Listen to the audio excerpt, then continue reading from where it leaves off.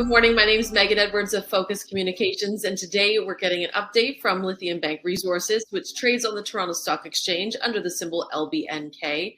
Joining me once again is Kevin Piepgrass, LithiumBank's Chief Operating Officer. Kevin, welcome back to the show. Hey, good to see you again, Megan. Now, to start things off, for our listeners who are new to LithiumBank, could you give us an introduction to the company and your flagship projects in Alberta? Sure, yeah. So LithiumBank, we're a company. We're focused on developing North America's largest portfolio of direct lithium brine projects, which are compatible with direct lithium extraction. So as a summary of what we do, we've gone from an exploration company of over 4 million acres, and we've narrowed that down to a development portfolio now of probably around 2.2 million acres. We have two flagship projects in Alberta, the Boardwalk lithium brine project, which is the company's flagship project and most advanced project. We've recently updated our PEA, which we'll go through later on. And our second Alberta project, which is Park Place, and it's just 50 kilometers to the south, also of vast scale.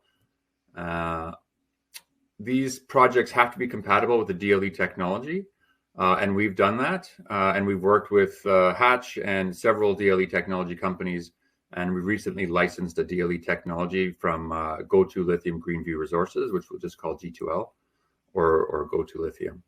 And this has been a really remarkable shift in our company with the ability to extract lithium on our own with our own technology.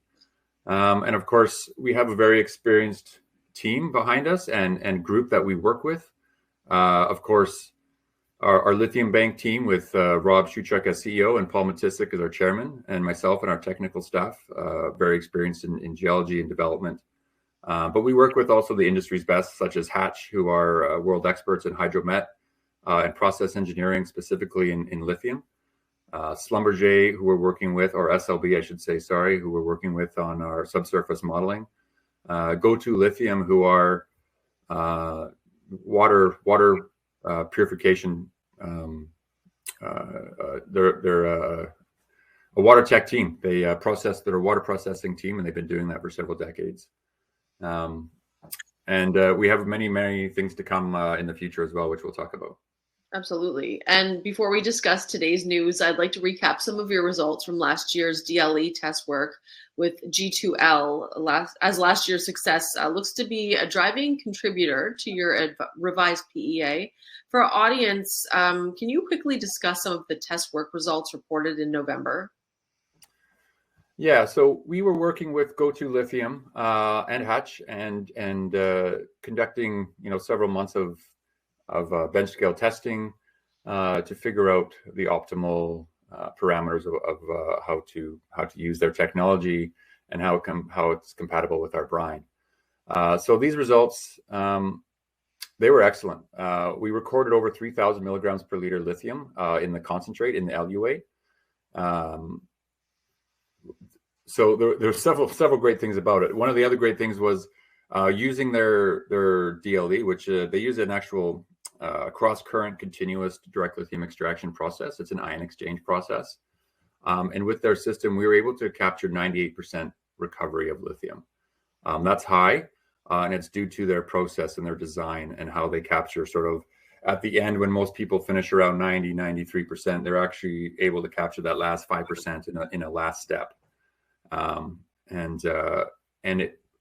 of the big things that we'll talk about later is the ability to do this process and be as successful as it was using really low cost and readily accessible reagents. Reagents you find like quicklime and sulfuric acid. So these are readily available in Alberta, and these have an impact on OPEX, which we'll talk about in our updated PEA. Because of this high recovery and high eluate, we reduce our water processing downstream by 40 times. So you can imagine you have a large amount of water of brine coming in, and you reduce that water 40 times. Your downstream equipment, your downstream processing gets that much easier with a smaller amount of water. The process was also very successful in reducing a lot of the impurities. 90% reduction in sodium, 90% reduction in chlorine and calcium as well. So that was those are great benefits for that technology. So the company spent a number of years researching and reviewing high-performance DLE technologies with Hatch. What made G2L stand out above the rest when selecting a technology for your projects? Yeah, we tested a lot. Like I think we've been working with Hatch for 2 years now at least. And there's a lot of technology companies out there. There's a lot of smart people. They really all work. But what works the best and what works the best with the best economic parameters? I guess going towards being able to use simpler and more available reagents was a really big one. And being able to recycle those sulfuric acid downstream and reuse it in the system. There's a slight water usage reduction, freshwater usage reduction in this system. But also a big part of it is the Go2 Lithium team. We're not inventing this project, we're not inventing this technology from scratch. As I said, the Go2 Lithium team, they are water processing engineers. They're chemical engineers, they're process engineers. They've been doing this for 25 years plus. They know how to process water. They know how to use ion exchange. They've done it on several other projects, from a pilot to a commercial operation. They've scaled up before in the past, and that's their business. So being able to use those skills and transfer to really the same technology, but just using a different media to select the lithium rather than other metals that they've done in the past, really sets them apart and will help us transition quite a bit easier, I think. The other part of it is of course they had a pilot already. They've been using a pilot that works. It works very well, and that pilot is now in our Calgary facility, and we are assembling it as we speak. So it's a big benefit. This pilot is a 10,000 liter per day pilot. It's a larger scale than you see, in a lab or any other company that we've sort of seen put out pilot testing, and it'll give us very good parameters and very good, real world sort of process engineering scaling for a feasibility study and what a commercial facility would look like. So this week, the company announced results from your updated PEA for the Boardwalk lithium brine project. Can you walk us through some of the highlights of the revised PEA and how the results compare against what the company previously reported? Sure. So here's the highlights here from the current PEA the PEA we just put out.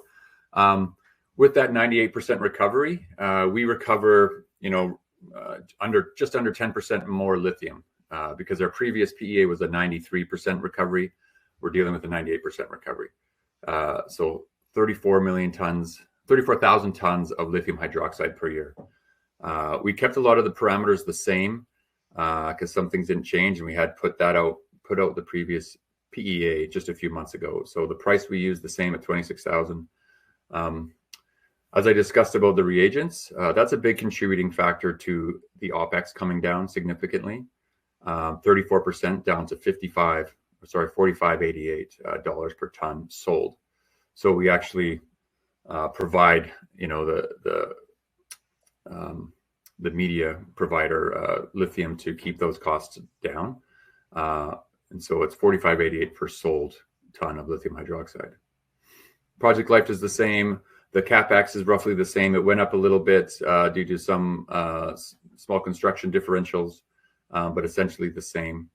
And bringing down that OPEX and having that additional lithium being produced has a great improvement on the NPV and the IRR, and brings down the payback period by half a year. Well, Kevin, to cap things off, can you give our listeners an update on what investors can expect from the company in 2024? Yeah, we have a lot of things happening in 2024. It's going to be a busy year for LithiumBank. What we've accomplished already, you can see there in the gray on that slide there. It even needs to bump up a little bit because we've come out with a new PEA. But we are assembling and commissioning the pilot right now. It's in Calgary. It's arrived, and we have our team in Calgary putting it together. And so those results will be coming out as we get them.